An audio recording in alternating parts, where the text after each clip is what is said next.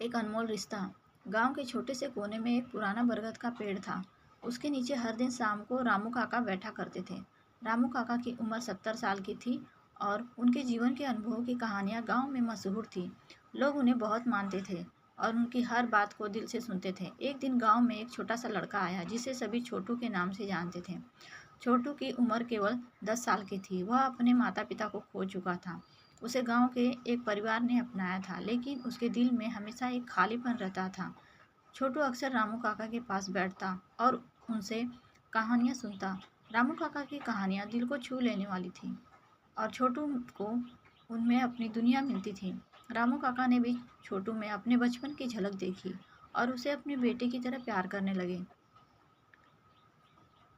एक दिन रामू काका ने छोटू से कहा, बेटा क्या तुम जानते हो कि इस बरगद के पेड़ के नीचे एक खजाना छुपा हुआ है। छोटू की आंखें चमक उठी। उसने पूछा, कहाँ काका? मुझे बताओ, मैं उसे ढूंढूंगा। रामू काका ने मुस्कुराते हुए कहा, धैर्य रखो बेटा, सही समय आने दो। जब तुम्हारा दिल सच्चा होगा और तुम इस पेड़ की जड़ों को समझ पाओगे, तब तुम्हें खजाना मिलेगा। वह आगे बढ़ती रहे। समय बीतता गया और छोटू रामू काका की बातें ध्यान से सुनता रहा। एक दिन गांव में एक बड़ा तूफान आया और सब कुछ तहस नहस कर दिया। पेड़ों की जड़ें उखड़ गई और गांव के लोग परेशान हो गए।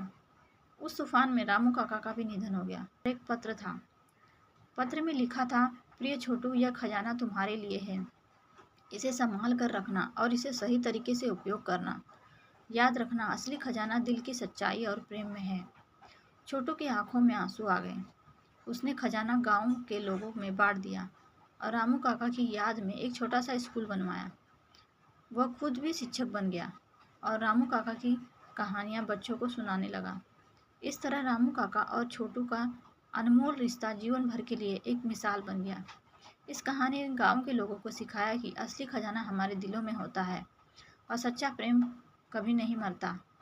इस कहानी ने हमें यह सिखाया कि जीवन में सबसे महत्वपूर्ण चीज़ें वे हैं जो हमें दिल से जोड़ती हैं। तो दोस्तों, आपको कहानी कैसी लगी? कहानी अच्छी लगी है तो हमारे चैनल को लाइक और सब्सक्राइब करिए। थैंक यू दोस्तों।